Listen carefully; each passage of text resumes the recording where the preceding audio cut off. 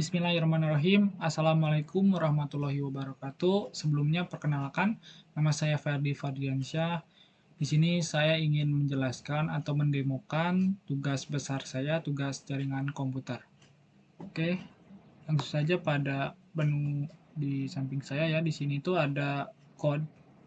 Di sini saya menekan code Python untuk menjalankan mininet. Di sini ada beberapa library yang saya gunakan atau modul. Tuh, bisa dilihat. Kemudian di sini ada host, ada routers. Nah, di sini tuh saya membuat hostnya itu H1, H2, kemudian routersnya R1 sampai R4, dan juga uplink. Uplink itu seperti kabel ya, kabel dari penghubung itu.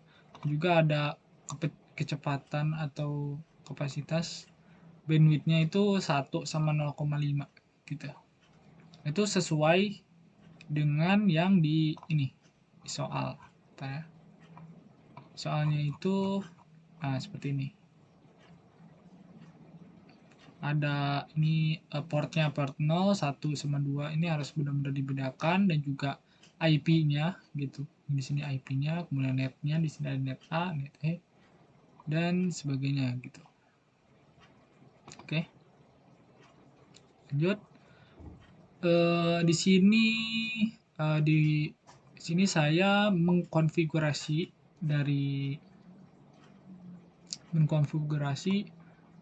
yang sebelumnya itu host 1, host 2 sama router 1 sampai router 4 itu harus benar-benar dikonfigurasi. Kenapa? Soalnya kan kita membutuhkan akses IP dong untuk sebuah koneksi kan. Masa nggak ada IP, itu emang sudah keharusan gitu. Nah, sini ada IP-nya. Nah, dengan dengan netmax-nya atau netmax ya. Netmax-nya. Nah, ini IP-nya sesuai yang tadi sebelumnya digambar itu. Kita buat beda-beda gitu. Kemudian sini saya menggunakan IPv4 ya buat koneksinya. Nah, sesudah itu di sini tuh saya menggunakan static routing ya untuk mengkoneksikan antar router sama host gitu. Dengan static routing. Sebenarnya ada dynamic routing ya kalau nggak salah. Itu saya tidak menggunakannya, tapi saya menggunakan static routing. Pada tahap ini tuh emang benar-benar kompleks ya. Soalnya di sini saya benar-benar banyak lama memikirkan untuk mengkoneksikan antar host router gitu. Terutama di router ini emang cukup kompleks ya. Di sini saya akan menjelaskan sedikit gitu bagaimana gambaran saya untuk menghubungkan static routing ini gitu. Nah, di sini tuh kita harus cek dulu di konfigurasi ya. Ini perlunya konfigurasi itu kan kita bisa cek dulu. Itu ada alasan lah gitu. Kemudian kita lihat di sini. Di sini ada 3 ya. Di sini saya tidak menggunakan IP yang di sini. 1,2. Kenapa? Soalnya IP ini sudah dipakai oleh host 1.2. Nah, 2.1 ya. Oh, ini nih. Sudah dipakai oleh host. Jadi kita gak boleh menggunakan IP itu gitu. Jadi menggunakan apa? Nah, kita menggunakan IP yang ini 5.1 sama 5.17 gitu.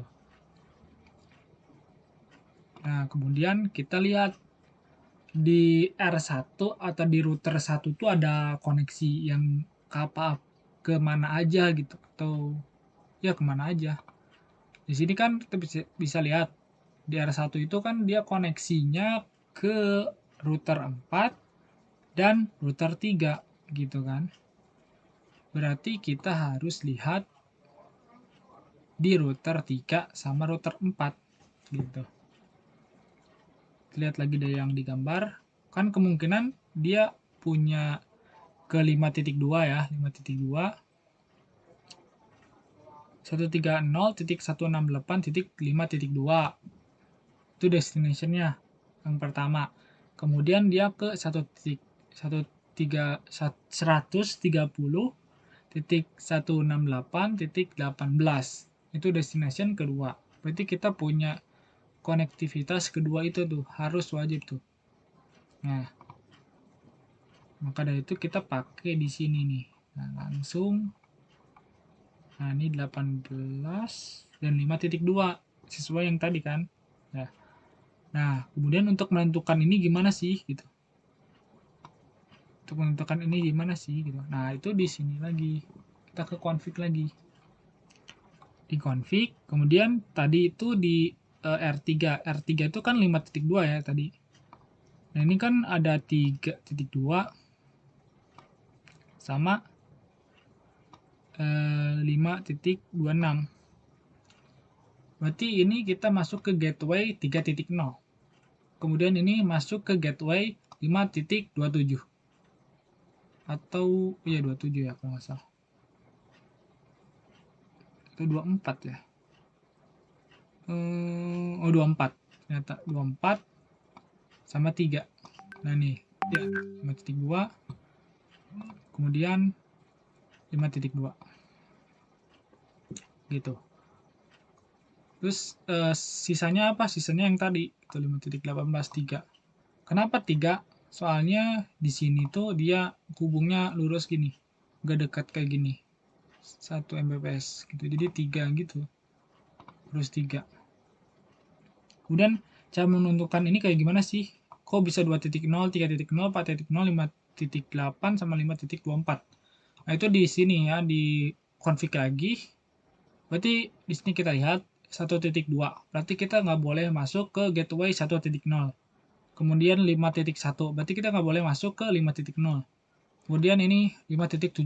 Berarti kita nggak boleh masuk ke 5.16 gitu. Gitu. Jadi di sini nggak ada tuh. Padahal di sini ada 5.16 tuh ada. Tuh. Itu nggak ada di sini ya. Tuh nggak ada. Gitu. Untuk static routing ya emang sedikit kompleks ya. Kemudian sesudah saya mau ini kita mencoba ke ini mininetnya. Di sini saya sudah mencoba ngepingkan dari H1 ke H2, H1 ke R1 dan lain-lain, dan muncul ketika di ping all dia akan muncul kayak gini. Dia sudah terkoneksi dengan banyak router ya. Sini saya belum mencoba semuanya juga gitu. Jadi emang benar-benar terkoneksi dengan baik dan jalan code saya itu jalan dengan baik gitu. Kemudian ini ada trace route juga. Ini untuk bagaimana jalur kita untuk menghubungkan gitu. Oh, aku mau ke H1 ke H2 itu lewat jalur mana gitu biar tahunya. Nah, sesudah itu saya membuat kayak nge-capture WhatsApp gitu dengan menggunakan extreme lalu ifref H1 H2. Extreme itu ntar muncul kayak gini. Lalu kita harus buat TCP dump dengan capture-nya 200 gitu. Oke. Ini ntar dia akan ngebuat ke file gitu. Nah, ini filenya. Filenya tadi itu udah di capture ya di mininet gitu. Nah, di sini deh muncul. Nah, di sini gak tau kenapa di UDP itu nggak muncul ya untuk protokol UDP. Ini emang tidak support mungkin. Supportnya ke TCP gitu untuk protokol TCP. Soalnya kan UDP itu kan untuk tanpa adanya koneksi kan, bisa dipakai untuk tanpa koneksi. Jadi ada apa ya? Kayak live streaming atau game gitu. Untuk UDP kalau TCP kan dia three-way handshake ya.